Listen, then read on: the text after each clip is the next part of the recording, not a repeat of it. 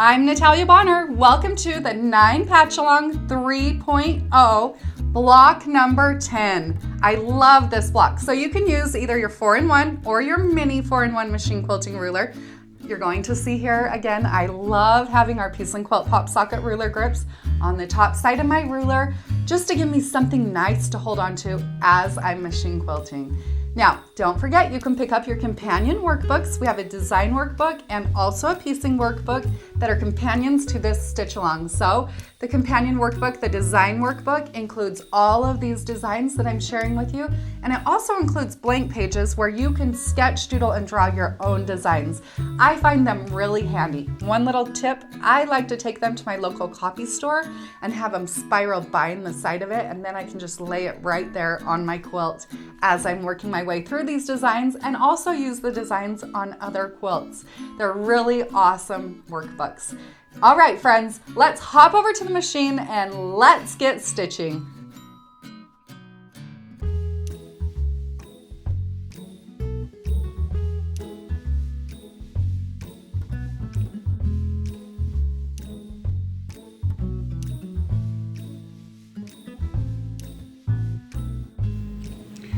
I'll start out block number 10 by using my blue Mark Be Gone marker and marking the center on the outside of each of the blocks in this 9-patch block.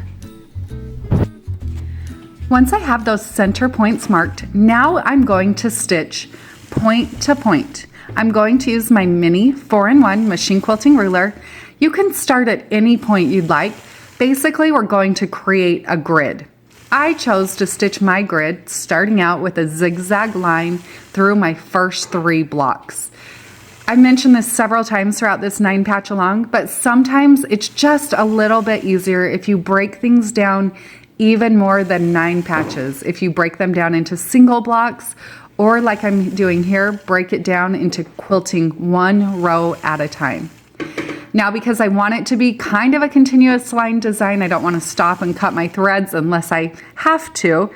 You'll see how after I quilt my first row, I'm just going to go right into my second row. I won't actually finish that first row. Then when I work into my second row, I'll work all the way up to the top, rotating my ruler, stitching point to point. Now, anytime you're working with machine quilting rulers, make sure that you hold your ruler 1/4 of an inch away from where you want your thread to intersect. So I'm adjusting my ruler as I go, stitching point to point. You could use my trailer or one of my inside out machine quilting rulers, line that little marked point up with the notch on the ruler, stitch to that point, and then adjust your ruler. Those notches on the trailer inside out machine quilting rulers are designed to help you line up your rulers when working with machine quilting rulers, stitching in the ditch or stitching straight lines like this. So to continue on, I'm going to complete the grid work portion of this block design by finishing off that last row with that zigzag point to point stitch.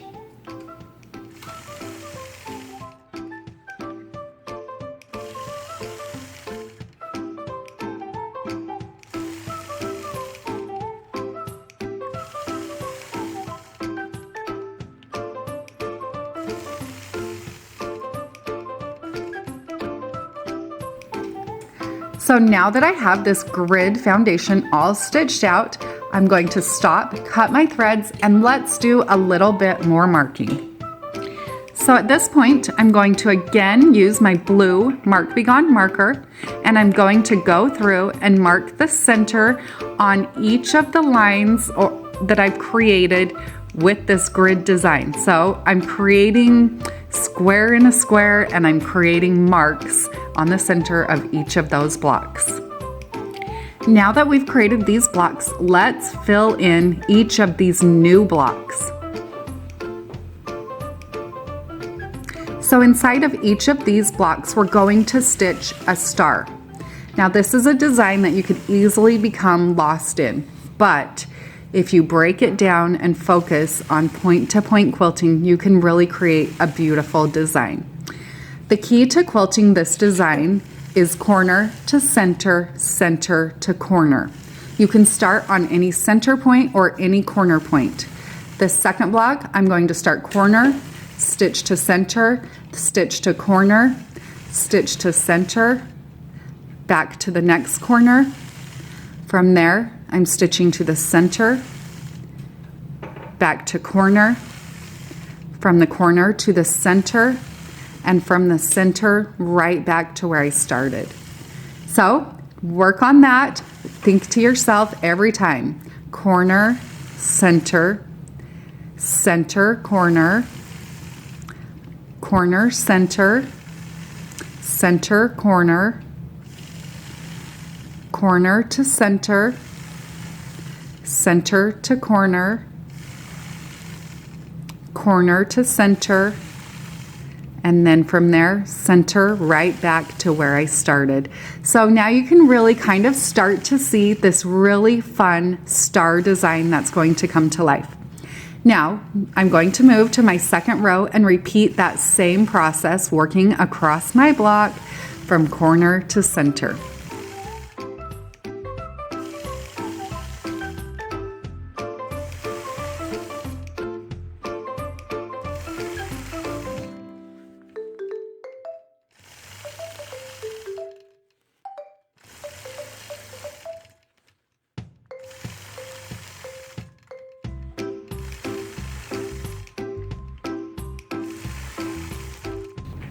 Once I've completed that first block on my second row, then I'll travel down my ditch, and then I'm going to repeat it again on the second block.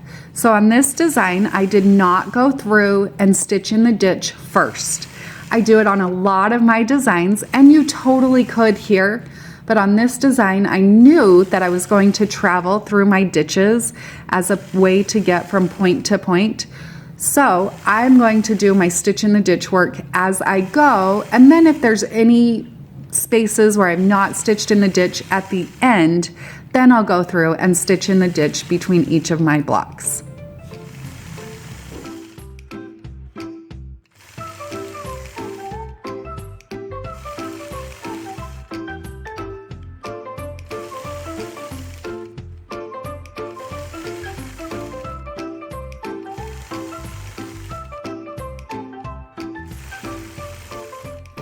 So now that I have the blocks on the second row complete, now I'm going to travel to my third row.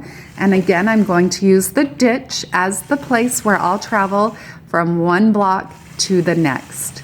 This is a simple, it might seem complicated, but once you get the hang of it, it's a simple way to add a star to a block using machine quilting rulers. Kind of a fun secondary star design that comes to life.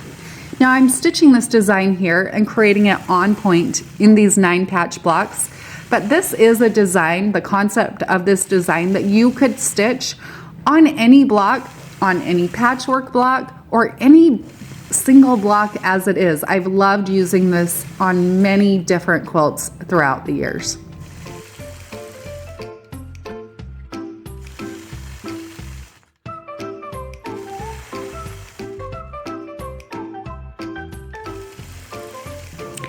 Now that I have that second block complete on my third row, I'm going to continue on and stitch my final block. This block really is one of my favorites. I just love how it turns out. Once I've got all of my machine quilting complete, of course I'm going to go through, use my misting spray bottle and mist away all of those marked lines. Anytime you're working with a Mark Be Gone marker, make sure that you've removed all of your markings before you've applied any heat. Most often, I'm going to mist right after I complete the quilt block, and then again, once I take my quilt off my machine, I'll lay it out on the floor and I'll go through it really closely looking, making sure there are not any other blue spots. Sometimes the ink will go into my batting and then kind of resurface as the quilt dries. So often I'll let it sit overnight and mist it again the next morning, sometimes even a couple of times, to make sure that I've removed all of my markings. I love how block number 10 turned out. I can't wait to move on to block number 11.